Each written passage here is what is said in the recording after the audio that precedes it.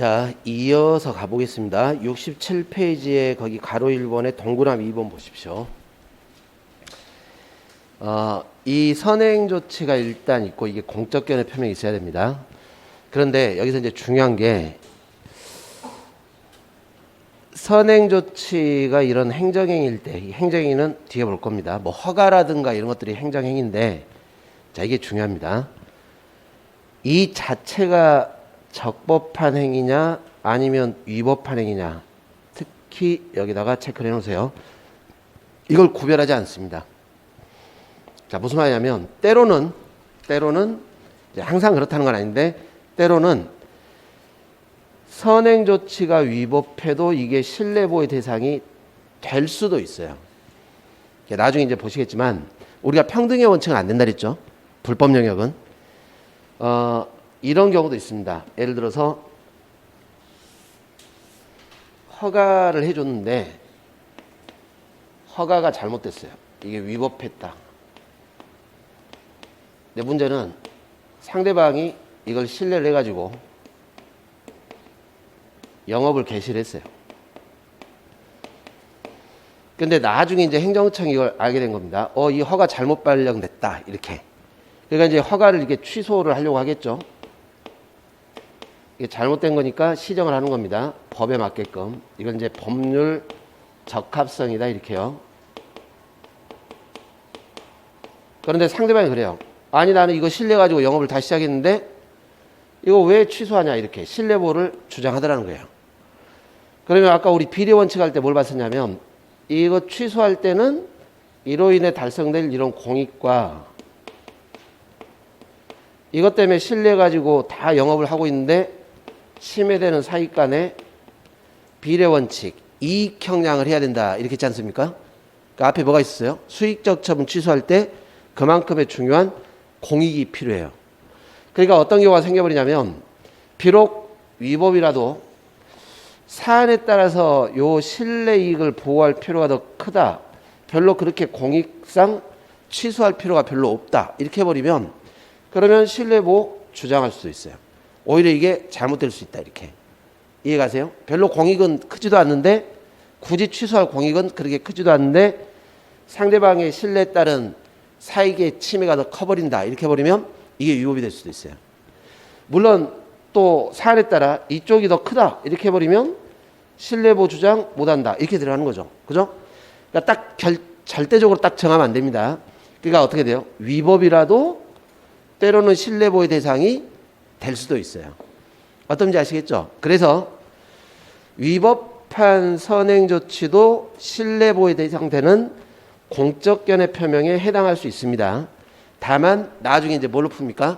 사안에 따라 이익 형량으로 풀겠다. 이렇게 뒤에 한계 쪽에서 한번 또 나올 겁니다. 대신에 위법이라도 되는데 이게 무효가 돼버리면 안 돼요. 무효. 이렇게 이제 취소할 때는 이익 형량에 문제가 생기겠지만 여러분들 이게 무효가 돼버리면 무효란 말이 뭡니까? 이게 처음부터 아무 효력이 없죠. 그러면 신뢰의 대상 자체가 없는 거예요. 무효인데 뭘 신뢰했냐 이렇게. 그래서 무효가 돼버리면 신뢰보호의 대상을 인정하지는 않습니다. 위법해도 이렇게 취소하기 전에 유효한 상태일 때 신뢰보호를 주장하는 거지 여기가 무효가 돼버리면 애당초 신뢰 대상이 없다. 이렇게 해가지고 무효는 공적견해 표명에 포함되지 않습니다. 이런 지문들이 다 여러분들 시험에 전부 출제되는 판례입니다. 그래서 여러분들 제일 밑에 판례 보시면은 이런 건 좀 외우세요. 국가가 공무원 임용 결격 사유가 있는 자인데 이걸 모르고 임용을 했어요. 거기다 줄쳐놓으세요. 임용 결격 사유. 여러분들 임용 결격자란 말은 이 사람은 애당초 공무원이 될 수 없는 사람이에요. 그렇지 않습니까? 그러니까 처음부터 결격 사유가 있으면 공무원이 될 수 없는 사람이기 때문에 모르고 임용을 해도 임용이 무효예요. 그러면 이 무효는 어떻게 돼요? 무효는 처음부터 무효니까 시간이 아무리 흘러도 유효로 바뀌겠어요? 안 바뀌겠어요? 바뀔 리가 없어요. 그런데 국가가 이걸 모르고 임용을 했다가 언제 알게 됐냐면 정년퇴직할 때 알았어요. 30 몇 년 지나가지고 이때 이제 퇴직연금 같은 거 정산하려고 딱 보니까 어라 이 사람 임용이 무효네 이렇게. 그러니까 이때 이야기하겠죠. 당신의 임용은 무효다 취소하겠다 이렇게. 그러니까 말이 취소지 무효를 알려주는 거예요. 그러면 이 사람 뭐라고 하겠습니까? 쓰러지겠죠. 아니 30년 동안 내 일을 했는데 이제 와가지고 무효니까 퇴직금 안 주겠다? 이게 너무 심한 거 아니냐 이렇게. 그랬더니 우리 판례가 뭐라 하냐면 잘 보세요. 그 두 번째 줄에 임용을 했다가 사유에 결격사유가 있는 자임을 발견하고 임용행위를 취소하는 것은 그러니까 형식은 취소지만 무효를 확인하는 겁니다. 당사자에게 원래 임용행위가 당초부터 당연 무효였음을 통지해서 확인시켜준 행위에 지나지 아니하는 것이므로 그런 의미에서 당초 임용처분을 취소함에 있어서 신의칙 내지는 신뢰보원칙을 적용할 수 없다. 그래서 이 안타깝지만 이분은 퇴직급여나 공무원연금을 수령을 할 수가 없어요. 어떤 말인지 아시겠죠? 공무원의 신분이 있어야 연금이나 퇴직금을 받기 때문에. 자, 넘기십시오. 자, 이렇게 무효가 되면 안 되기 때문에 원칙적으로는 당연합니다. 이 공적 견해 표명은 이런 견해 표명을 할 수 있는 권한 있는 기관이 견해 표명을 해줘야 됩니다. 권한이 있는 기관이. 원칙이죠. 원칙적 일정한 책임 있는 지위 있는 자가 견해 표명을 해야 돼요. 그런데 여기서 이 권한, 이런 책임이 있냐 없냐 이거를 판단할 때 여기서도 이제 우리 판례가 뭐라 하냐면 꼭 이거를 형식적으로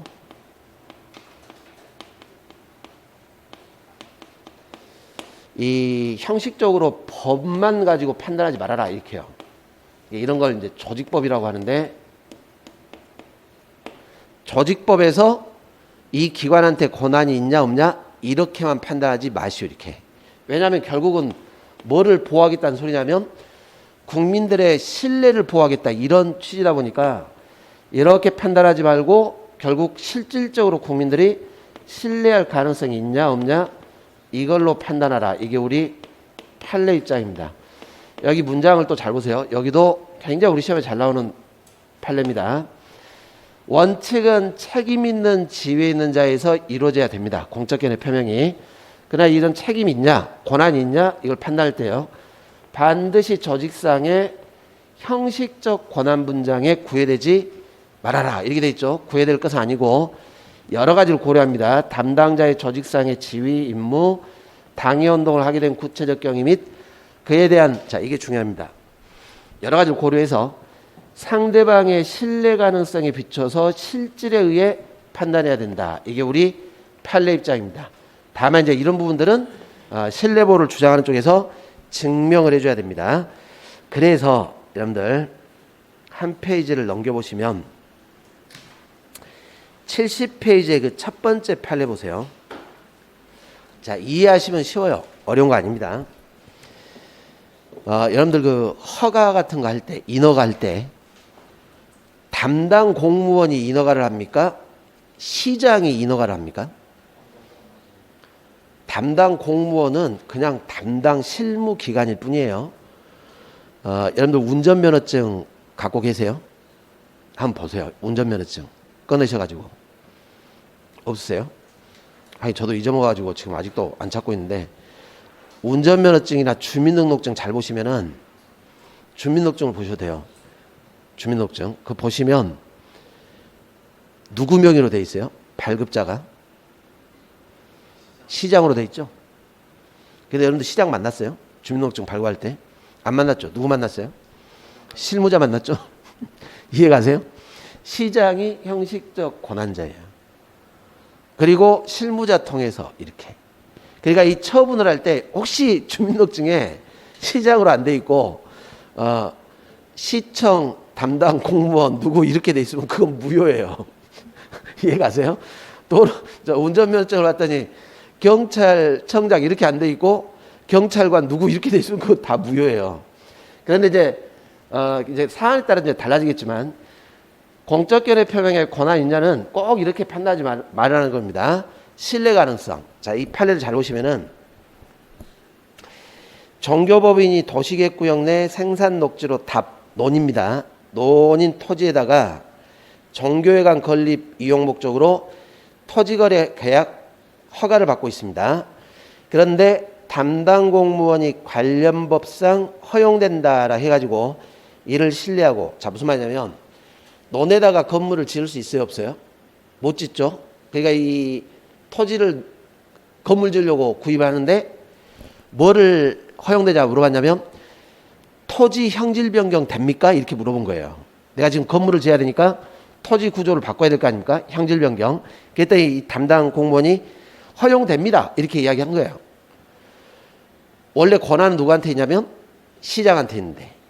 근데 국민들은 그렇잖아요. 국민들은 아니 실무자가 이렇게 말하면 반갑다 이렇게 믿겠죠. 그죠?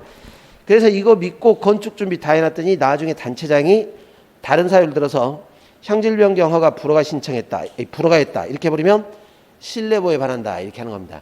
그러니까 이 판례가 왜 나오냐면 때로는 담당 공무원 실무자의 견해 표명도 신뢰 가능성이 있다면 신뢰보호 대상 됩니다. 이렇게요. 오히려 나중에 단체장이 그거 내 권한인데 그거 불허가 이렇게 하면 오히려 신뢰 깨져버리는 거예요. 위법이 되는 겁니다. 자, 이 밑에 세 번째 판례 이것도 별표를 쳐놓으세요. 이해하시면 돼요. 어렵지 않습니다. 그 줄친데 보세요. 이 지금은 이제 보건복지부 장관인데 그 당시에는 사회부 장관이었습니다. 장관이라고 하시면 돼요. 장관이 의료취약지 병원 설립 운영자 신청 공고를 합니다. 자, 시골 같은데 군 단위의 의료 사업하면 뭔가 혜택을 주려고 하는 거예요. 군 단위에다가 의료 사업을 좀 해달라 이렇게 이제 신청을 받는데 이 신청 공고하면서 국세 및 자 지방세 동그라미 쳐놓으세요. 지방세 동그라미 쳐놓으시고 비과세 하겠다고 발표를 했습니다. 공적 견해 표명했죠. 근데 여러분들 지방세는 장관의 권한이겠습니까? 지방자치 단체장 권한이겠습니까? 단체장 권한이죠. 지방세인데. 근데 국민들은 장관이 이렇게 이야기하면 믿어요 안 믿어요? 이게 믿겠죠. 아니 장관이 지방세를 비과세하겠다고 발표를 했는데 이해가세요? 그래서 이거 믿고 군단이 시골에다가 병원을 크게 차렸더니 나중에 군수가 지방세를 부과하더라라는 거예요. 이해가세요? 자, 형식적으로는 단체장의 권한이지만 이런 정황을 보니까 충분히 신뢰할 가능성이 있네. 그러면 지방세까지 포함해가지고 비과세 공적견해평으로 봐주겠다. 이런 취지입니다. 나중에 군수가 이거 번복해버리고 지방세 부과하면 그 지방세 부과가 위법이 됩니다. 여기도 마찬가지예요. 결국 형식적으로는 단체장 권한이지만 여러 가지를 보니까 장관이 그렇게 표명을 해도 믿을만하다 이렇게. 그러면 신뢰보호 대상 된다는 겁니다. 네, 이런 구조입니다. 이런 구조. 그래서 잘 냅니다. 이 문장을. 자, 또 하나. 대개 우리 신뢰본칙은 앞에 선행 공적견해 표명을 했다가 이걸 나중에 바꿔버릴 때가 문제를 했죠. 후행행위를 할 때가 문제인데 이 선행행위 단계 요 공적견해 표명이 뒤에 후행행위하고 이렇게 관련됐을 때 신뢰보호를 주장하는 것이고 앞에 거하고 뒤에 것이 전혀 서로 제도적 취지라든가 결정 단계에서 고려할 사항이 달라요. 이렇게 달라버리면 여기까지 포함이 안 되는 겁니다. 여기까지 포함을 해서 뭘 해주겠다 이런 것들이 인정이 안 된다는 거예요. 뭔가 서로 관련이 있을 때 거기까지 해줄 거라고 믿고 있었는데 안 해주네? 이럴 때 문제가 되는 거지. 앞뒤가 전혀 다르면 관련이 없어요. 관련이 없으면 여기까지 해주겠다 이런 걸로 보질 않습니다. 그래서 여러분들 비교를 하나 하시는데 68페이지의 제일 밑에 판례 보시면 저 공적견해 표명 인정 사례 두 번째하고 69페이지에 공적견해 표명 부정 사례 해가지고 저 중간쯤에 쭉 보시면 폐기물 처리업이 있습니다. 찾으셨어요? 중간쯤에 그 두 개가 있죠. 폐기물 처리업 요 두 개. 자, 요걸 이해를 좀 해봅시다. 이런 것들은 우리 시험에 나올 가능성이 굉장히 높은 판례입니다. 자, 이게 돼야 돼요. 이게 일단 공적견해 표명이 되려면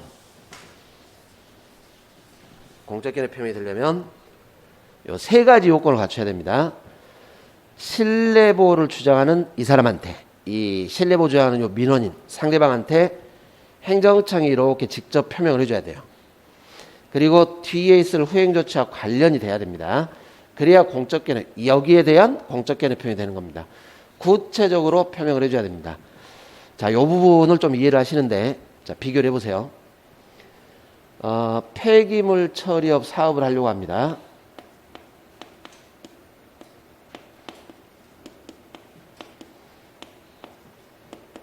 자, 우리 법에서 허가를 받아야 할 수 있어요. 그런데 이 법이 이렇게 되어 있습니다. 허가를 바로 신청하지 말고 먼저 이걸 하도록 되어 있어요.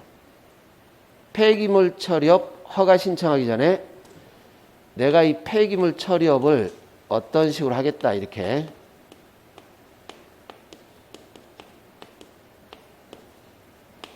사업계획부터 적정 승인을 받아야 됩니다.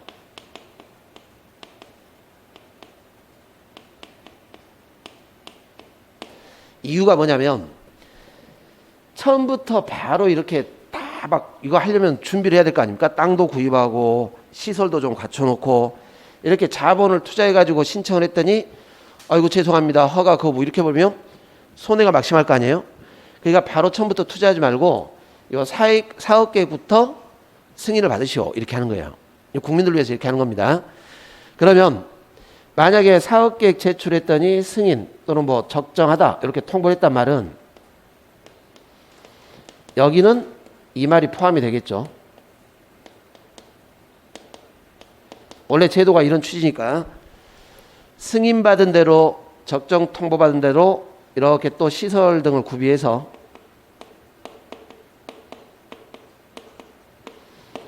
신청을 하면 심사를 한 다음에 제대로 구비가 됐다면 허가를 해주겠다, 이 말이 포함된 거 아니냐, 그런 뜻이에요. 근데 우리가 봐도 그렇죠. 이걸 승인했단 말은 그러면 승인받은 대로 나중에 준비하고 들어오면 허가해주겠다, 이렇게. 그래서 승인받은 사람이 다 준비해가지고 들어왔더니 갑자기 다른 이유를 대면서 허가 안 됩니다, 이렇게 거부해버리면 당연히 거부는 신뢰 깨지겠죠. 이게 위법이 되는 겁니다. 그러니까 이런 게 이제 표현이 나올 때 폐기물 처리업 사업계획 적정 통보는 곧 폐기물 처리업 허가에 대한 공적견해 표명으로 보겠다, 이렇게 보는 거예요. 그런데 자, 부정하는 쪽 판례가 이런 겁니다. 자, 이번에도 폐기물 처리업 사업계획 적정 통보를 받았습니다. 그래서 이런 이제 시설들을 딱 구비하려고 갔더니 여기 토지가 국토이용계획법에 따라 규제가 붙어 있어요. 국토이용계획상에 이런 시설이 갖춰질 수 없는 규제가 붙어 있습니다. 그러니까 이 사람이 뭐라 하냐면 내가 이쪽 행정청으로부터 사업계획 적정 통보를 받았다. 그런데 시설을 구비를 해야 되니까 이 계획을 좀 변경을 해달라, 이렇게 신청을 해요. 그때 여기 행정청이 이거 안 됩니다, 거부했어요. 계획 변경 거부. 이해를 해보세요. 여기 폐기물 처리업하고 국토용 계획은 이게 다른 거 아닙니까? 이것 때문에 만든 게 아니죠. 그러니까 무슨 말하고 똑같아요. 여기까지는 공적견해 표명으로 포함된 걸로 봐주겠지만 요거는 제도적으로 고려할 사항이 다 다르다는 거예요. 그러니 여기까지 당연히 해주겠다, 이 말은 포함이 안 된 거죠. 그죠? 이런 말입니다. 그래서 이런 경우에는 신뢰보호 주장을 할 수가 없어요. 또는 내가 이 사업계획 적정 통보 받았으니까 당연히 토지 형질 변경 허가해달라, 이렇게. 여기는 폐기물 처리업에 대한 것만 적정 통보해줬지 당연히 토지 형질 변경까지 해주겠다, 이거 서로 다른데, 그죠? 여기까지 포함된 건 아니다, 이런 뜻입니다. 이렇게 신뢰보호를 주장할 때는 뭔가 서로 관련이 있을 때 이게 포함돼서 공적견해 표현이 되는 것이고, 이렇게 서로 간에 무관해버리면 이때는 여기까지 해주겠다는 공적견해 표명이 안 되는 겁니다. 그래서 이 두 개를 비교해서 가끔 출제를 잘합니다.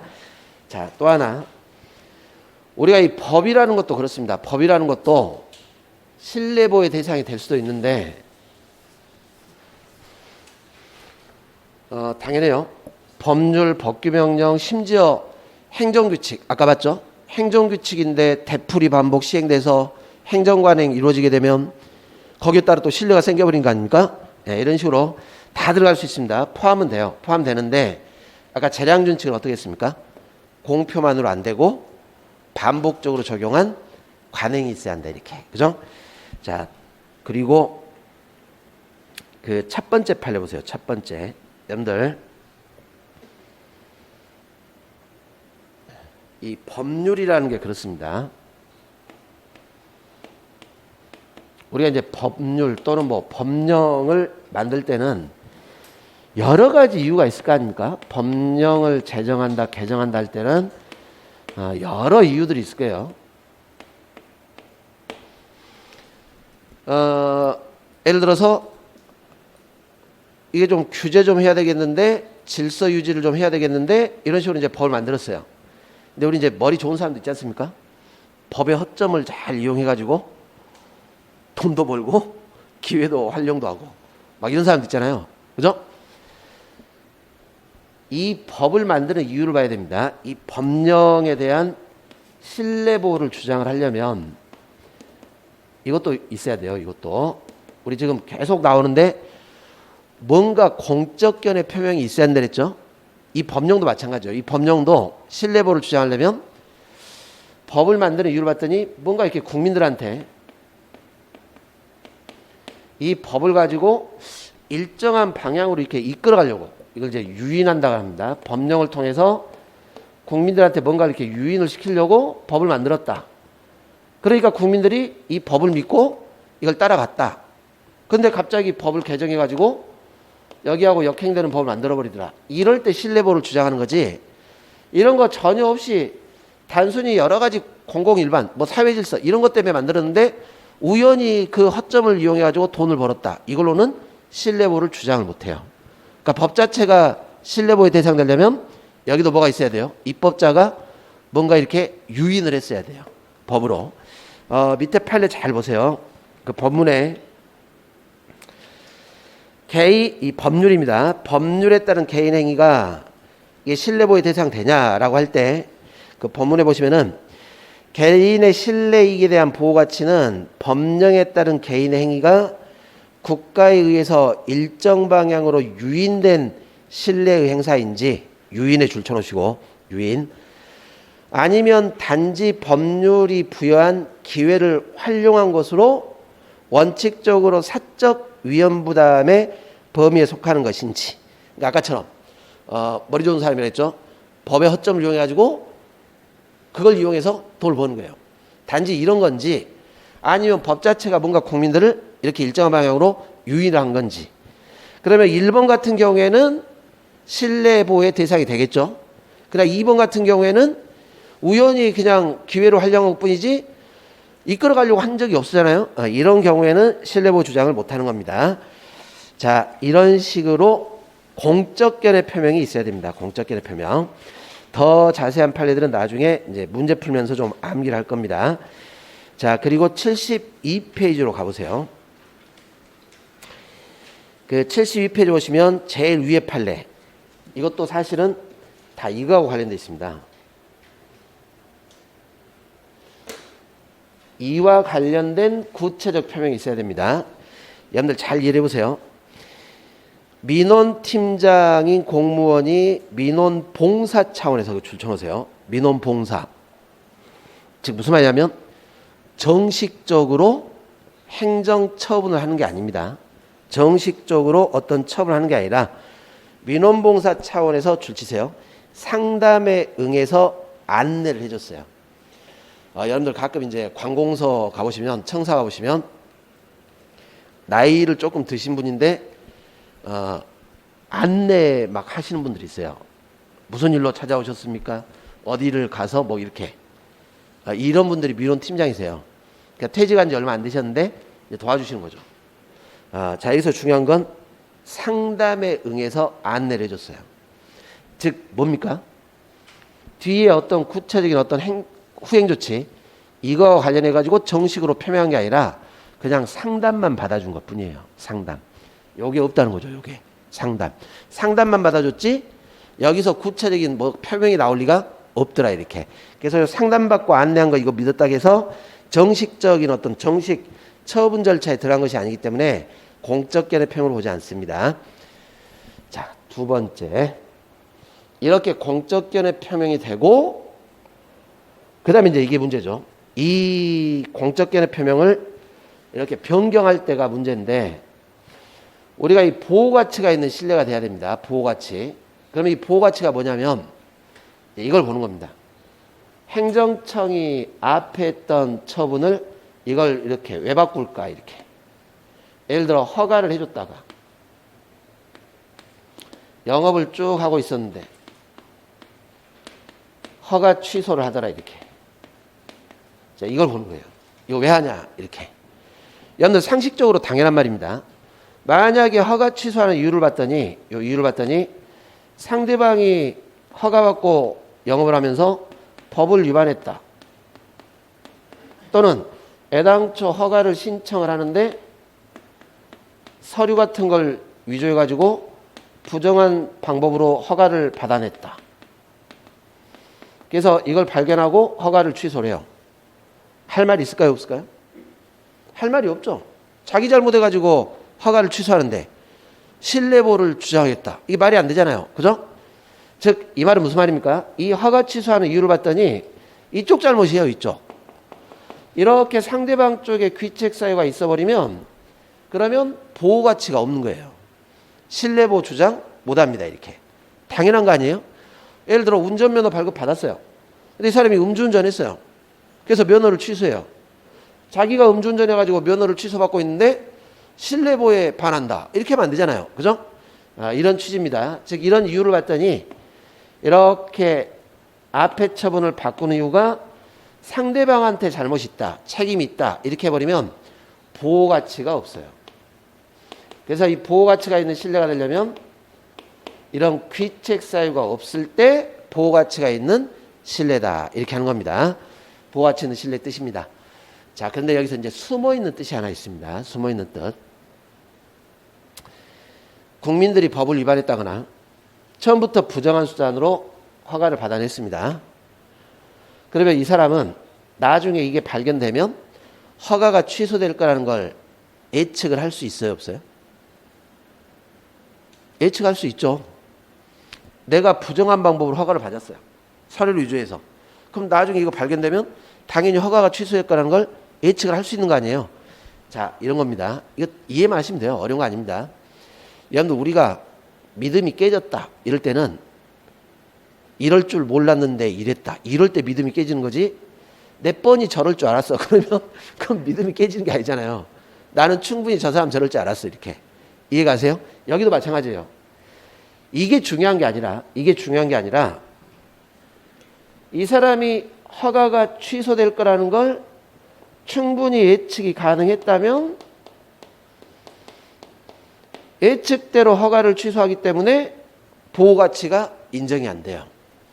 이런 게 없어야 돼요. 예측 가능하지 못했는데 허가를 취소했다. 이럴 때 보호 가치가 있는 거지 충분히 예측을 한 상태에서 허가를 취소하면 보호 가치가 없는 겁니다. 그래서 이 문장이 어떻게 나오냐면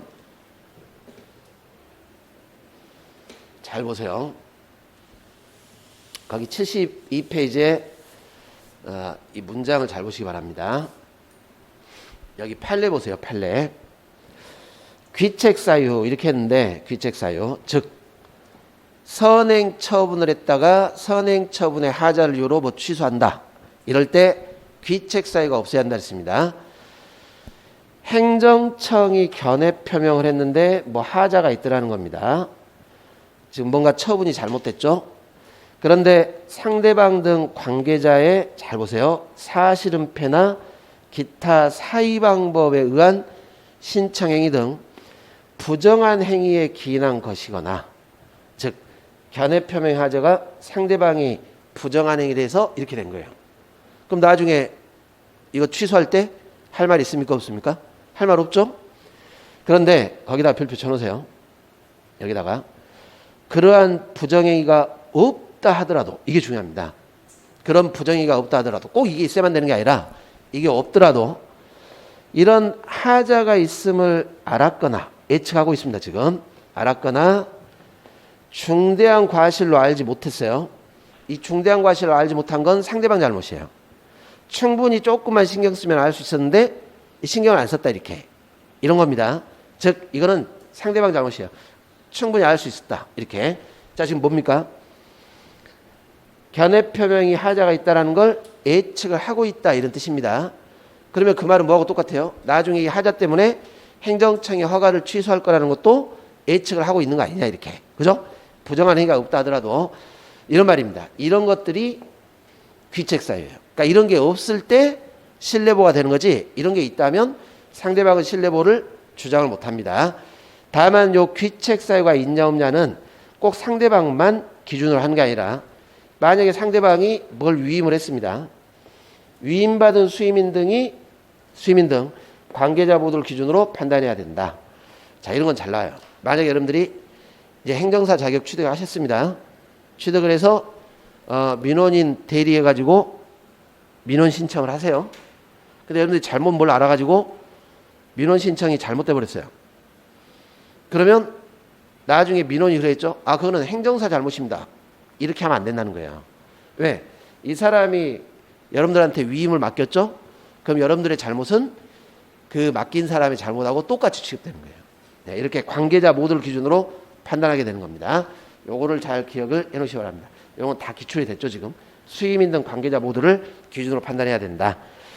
됐습니다. 그리고 신뢰 기초한 상대방의 처리도 있고 그리고 나서 이것까지 갔는데 선행조치에 반하는 후행조치를 해줘야 됩니다.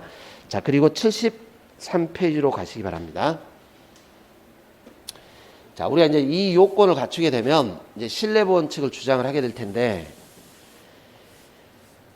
신뢰 보호를 이 선행 조치에 대한 신뢰 보호를 할 때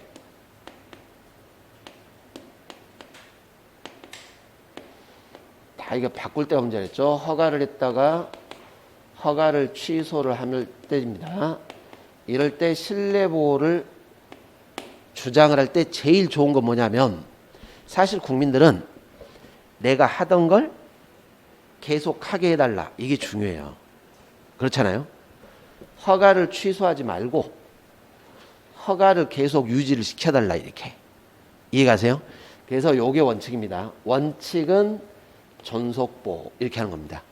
뭐 자세히 보지 말고 그냥 목차로 정리하시면 돼요. 원칙은 존속보호가 원칙이다. 뒤에 허가 취소를 하지 말고 이 신뢰보호 때문에 취소를 하지 말고 허가를 계속 유지시켜 달라 이렇게. 이해되세요? 그런데 이런 경우도 있을 거 아닙니까? 어쩔 수 없이 우리가 이제 공익이 중요하면 신뢰보호 주장 못한다 했으니까 이 사람의 신뢰보호보다 더 중대한 어떤 공익상의 이유 때문에 어쩔 수 없이 허가를 취소할 수밖에 없어요. 우리는 이런 걸 일상에서 많이 겪습니다. 우리 코로나 때 어떻게 했습니까? 코로나 때 워낙 폭발적으로 전파가 돼버리니까 영업을 중단시킬 정도까지 가잖아요. 그러면 미안하지만 이것 때문에 영업을 중단시킬 수밖에 없습니다. 라는 측면이 있을 거 아닙니까? 그죠? 그럴 때는 예외적으로 보상을 하는 쪽으로 갑시다. 이렇게요. 그러니까 처음부터 보상 보러 가지 않습니다. 가능하면 원칙은 원래 선행조치대로 유지를 시켜주는 거예요. 존속보호 원칙. 예외적으로 취소할 수밖에 없는 중대한 공익상 이유가 있다. 그럴 때는 보상보호 이렇게 합니다. 자 그리고 방금처럼 이 신뢰보호 원칙은 절대적 보호가 아닙니다. 요건을 갖췄다 하더라도 때로는 보호가 안 될 때도 있어요. 자 여러분들 그 교재 74페이지에 그 가로 1번이 그런 사안입니다. 자 이게 아까 우리가 봤던 그 사안입니다. 법률 적합성과 충돌. 자 이런 경우죠. 선행조치를 했습니다. 네, 선행조치가 위법했어요. 신뢰를 했다는 거죠. 행정청은 이 선행조치를 법에 맞게끔 변경, 시정을 하려고 할 겁니다. 법률적 합성에 맞는 행정을 해야 한다. 이건 공익입니다. 그런데 신뢰 깨지겠죠. 비록 위법이라도 신뢰를 했으니까. 그죠? 사익이 침해되고 있죠. 자, 답이 뭐였어요? 답이 사안에 따라 두 개를 비교해서 이익 형량으로 풀겠다 이렇게. 그러니까 뭐가 절대적으로 맞다 이렇게 하면 안 돼요. 그때그때 하는 겁니다. 그때. 이게 중요하다면 신뢰보 주장 못하는 것이고, 여기가 중요해버리면 설령 위법이라도 변경 제한되는 것이고 이렇게. 네, 그래서 이게 대원칙입니다. 대원칙. 여러분들 우리가 첫날 제가 그 말씀 드렸는데 공익 중요해요. 그렇지만 국민들의 사익도 중요해요. 중요하지 않아요? 중요해요. 이 두 가지는 아까 비례원칙 보셨지만 균형, 대등한 가치예요. 대등한 가치. 그러니까 무조건 뭘 절대시해버리면 안 돼요. 이게 우선한다, 이게 우선한다 이렇게 해버리면 안 됩니다. 만약에 여러분 시험지문에서 신뢰보 원칙과 법률적 합성의 원칙이 충돌할 때는 법률적 합성의 원칙이 우선한다 이렇게 하면 틀린 말이에요. 그때그때 사안에 따라 이익 형량해서 그때그때 풀어라 이렇게 하는 겁니다. 그래서 여러분들 이 문장을 보시면 가로 1번의 첫째 줄, 신뢰보 원칙이 행정의 법 적합성의 원칙과 충돌할 경우 법 적합성의 원칙과 신뢰 원칙은 모두 법치국가의 구성요소로서, 자, 줄 쳐놓으세요. 헌법상 같은 위치. 신뢰보도 중요하고 법률적 합성도 중요하고. 그래서 세 번째 줄에 보시면 적법 상태 실현에 의해 달성되는 공익과 행정작용 존속에 대한 개인의 신뢰보라는 사익을 줄 쳐놓으세요. 비교 형량하여야 한다라는 법적합성과 신뢰보의 동의설, 동가치라는 겁니다. 이익 형량설이 통설 판례이다. 자, 그리고 이제 이런 경우도 있습니다. 이 선행 조치를 했는데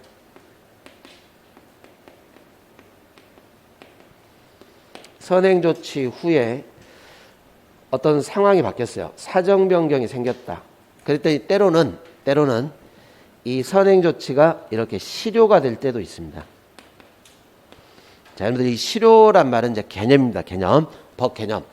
실효란 말은 무효하고 좀 달라요. 무효는 처음부터 효력이 없다 그 말이고, 이거는 유효하게 효력이 발생하다가 자동으로 소멸해 버리는 거예요. 효력이. 그러니까 실효가 됐단 말은 이미 효력이 지금 없는 거예요. 이미 효력이 없는데 부득불 붙잡고 효력을 있게 해달라. 이게 말이 안 돼요. 자동으로 소멸할 때는. 어떤 의미인지 아시죠? 그래서 사정 변경 때문에 선행 조치가 실효돼 버리면 당연히 또 신뢰보도 주장을 할 수가 없어요. 자동 소멸이니까. 그게 여러분들 가로 2번의 첫 번째 판례입니다. 공적 견해 표명 후 사실적 법률적 상태가 변경됐습니다. 사정 변경 생겼죠. 그와 같은 확약 또는 공적 의사 표명은 행정청의 별다른 의사 표시를 기다리지 않고 실효된다. 자, 시험장에서 이렇게 나오면 이거 맞는 말입니다. 실효가 되는 경우도 있어요. 실효된다. 그런데 이렇게 나오면 틀려요. 실효만 된다 그러면 틀린 말이에요. 여러분들 이게 문장이 이게 이제 국어 해석 문제라 실효된다 그러면 맞아요. 실효되니까. 그러나 실효만 된다 그러면 틀려요. 왜? 경우에 따라서는 실효가 안 되고 철회를 해야 되는 경우도 있으니까. 항상 그렇다는 거 아닙니다. 일단 실효된다 그러면 맞는 말입니다. 제3자의 정당한 이익과 충돌할 때도 이익 형량을 푸는 겁니다. 자, 이게 신뢰보 원칙의 뜻들입니다. 제가 체크했던 거 위주로 반복 정리하시면 됩니다. 이 신뢰보 원칙으로부터 파생되는 일반 원칙이 있습니다. 여기서 파생되는 거. 그게 여러분들 오른쪽에 보시면 실권의 법리라는 게 있습니다. 실권의 법리. 자, 이게 우리 아까 봤던 12조의 요 2항입니다. 2항. 잘 보세요. 거기 교재 넘겨보시면 76페이지입니다. 행정청은, 자, 이게 중요해요. 권한 행사의 기회가 있었어요. 즉, 얼마든지 행정청이 권한 행사가 가능해요. 지금 가능한데 장기간 권한을 행사를 하지 아니했습니다. 불행사죠. 불행사. 권한 불행사.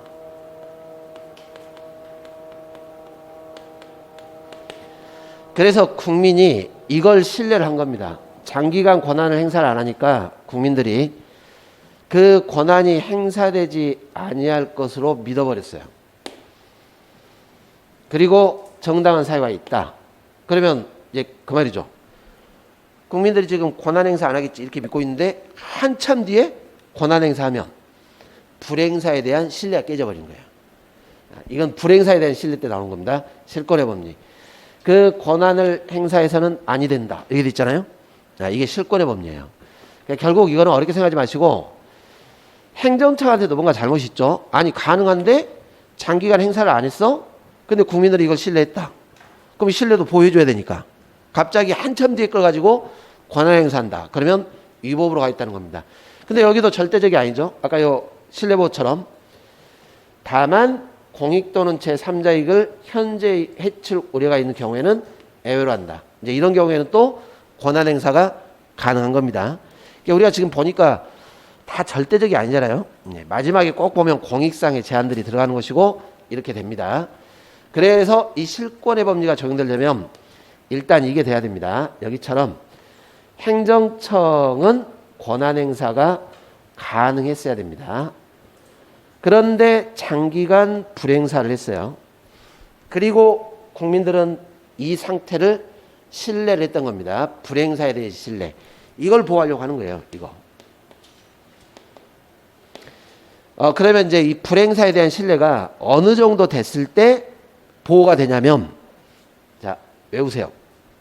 우리 판례가 3년으로 봐요. 3년. 행사가 가능했는데 3년 이상 행사 안 했다. 그러면 이 부분에 대한 불행사의 신뢰가 쌓인다. 이렇게. 3년 미만이면 잘 인정 안 해줍니다. 이 정도 가지고는 불행사 신뢰 안 됩니다. 이렇게. 자, 판례를 비교를 해보시는데 76페이지에 제일 밑에 판례 보세요. 제가 판례를 넣어드렸나요? 네. 제일 밑에 판례. 3년이라고 그랬습니다. 3년. 행사가 가능한데 3년간. 택시 운전사가 운전면허 정지기간 중에 운전을 했습니다. 법을 위반했죠. 적발됐어요. 형사처벌까지 받았습니다. 그러면 어떤 상태입니까? 행정청은 운전면허 취소도 가능하죠. 적발까지 가지고 형사처벌 받았으니까. 근데 여기까지만 딱 해놓고 행정청으로부터 아무런 행정조치가 없었어요. 그래서 안심하고 계속 운전 업무에 종사하던 중에 보이시죠? 3년 지났어요. 근데 이제 와가지고 면허를 취소하는 거예요. 3년 지났죠? 이게 그 사안이죠. 면허 취소가 가능했는데 3년 동안 면허 취소 안 하다가 이제 와가지고 면허 취소한다. 이렇게 해버리면 이거 위법이에요. 면허를 취소하는 처분을 했다면 이 면허 취소 처분은 신뢰본칙에 반해서 위법이 되는 겁니다. 그런데 오른쪽에 보시면 오른쪽 77페이지에 그 1번 보시면은 여기는 1년 10개월 뒤에 면허를 취소해요. 아직 3년 안 됐죠? 네, 그러면 신뢰가 쌓이지 않았다. 이렇게 해가지고 이 면허 취소는 위법이 안 되는 겁니다. 자, 2번을 잘 보세요. 2번. 행정서사 업무 허가를 행한 뒤 20년이 지나가지고 이때 와서 허가를 취소하고 있습니다. 그러니까 상대방이 그런 말 하겠죠. 아니 20년 동안 내버려두다가 이제 와가지고 왜 허가를 취소하냐 이렇게. 그런데 이제 이 뒷말이 중요해요. 그 취소 사유를 행정청이 모르고 있었습니다. 모르는 상태에 있다가 취소 처분이 있기 직전에 알았다. 그럼 이 말은 뭐냐면 그동안에 허가 취소 안 한 건 행정청의 착오였을 뿐이에요. 우리 이 착오가 계속 아까 저 부작위 착오에 의한 부작위 계속 나오는데 착오로 방치하면 안 하겠다는 겁니까? 모르고 방치했을 뿐입니까? 모르고 방치했죠. 그러면 요 기간 동안에는 허가 취소가 가능한 상태가 아니었다 그런 뜻이에요. 이해가세요? 모르고 방치했 동안에는 허가 취소 사유를 몰랐다 이렇게. 그러니까 허가 취소도 못하는 거죠. 그러다가 20년 뒤에 알았다. 이때부터 3년이 시작되는 거예요. 이때부터 허가 취소가 가능했다 이렇게. 그래서 이때도 설령 20년 지났지만 모르고 방치했다면 안 하겠다는 공적견의 표명도 없는 것이고, 그죠? 착오로 방치했을 뿐이니까 실권의 법리가 적용되지 않습니다. 이 판례 3가지 정도만 이해하시면 됩니다. 자, 조금 쉬셨다가 부당결부 금지부터 보겠습니다.